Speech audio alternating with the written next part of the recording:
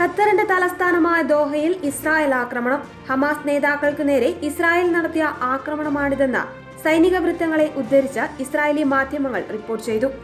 ഇസ്രായേലിനും ഹമാസിനും ഇടയിലുള്ള മധ്യസ്ഥ ചർച്ചകൾ നടത്തുന്ന പ്രധാന രാജ്യമായിരുന്നു ഖത്തർ. ഗാസയ്ക്ക് പുറത്തുള്ള തങ്ങളുടെ ആസ്ഥാനമായി ഹമാസ് നേതാക്കൾ ഖത്തർ തലസ്ഥാനം ഉപയോഗിച്ചുവെന്നാണ് ഇസ്രായേൽ ആരോപിക്കുന്നത്. ഹമാസിന്റെ ഉന്നത നേതൃത്വത്തെ ലക്ഷ്യമിട്ട് ആക്രമണം നടത്തിയെന്ന് ഇസ്രായേൽ പ്രതിരോധ സേന പ്രസ്താവനയിലൂടെ അറിയിച്ചു. ഗാസയ്ക്ക് പുറത്താണ് IDF-ഉം ISA-യും ഹമാസ് ഭീകര സംഘടനകളുടെ ഉന്നത നേതൃത്വത്തെ ലക്ഷ്യമിട്ട് കൃത്യമായ ആക്രമണം നടത്തി. വർഷങ്ങളായി ഹമാസ് നേതൃത്വത്തിലെ ഈ അംഗങ്ങൾ ഭീകര സംഘടനകളുടെ പ്രവർത്തനങ്ങൾ നയിച്ചു വരികയും ക്രൂരമായ ഒക്ടോബർ 7-ലെ കൂട്ടക്കൊലയ്ക്ക് നേരിട്ട് ഉത്തരവാദികളാവുകയും ഇസ്രായേൽ രാഷ്ട്രത്തിനെതിരായ യുദ്ധം ആസൂത്രണം ചെയ്യുകയും നിയന്ത്രിക്കുകയും ചെയ്തു.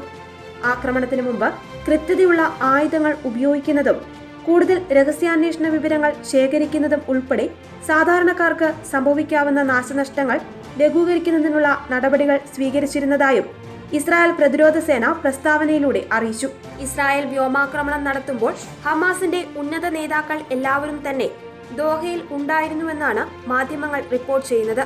ദോഹയിലെ ഹമാസ് ആസ്ഥാനത്ത് ആക്രമിക്കപ്പെട്ട പ്രതിനിധി സംഘത്തിലെ അംഗങ്ങളിൽ ഗാസയിലെ ഹമാസ് നേതാവ് ഖലീൽ അൽ ഹയ്യയും ഉൾപ്പെടുന്നുണ്ട്.